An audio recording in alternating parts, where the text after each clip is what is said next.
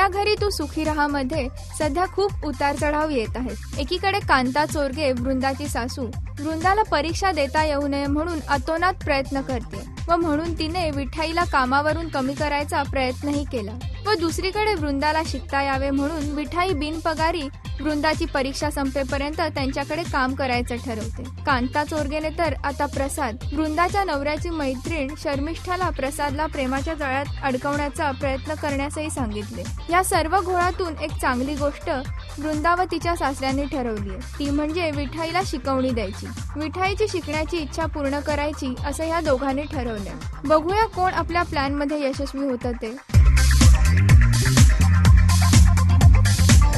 राजश्री.com करिता वैभवी प्रधान.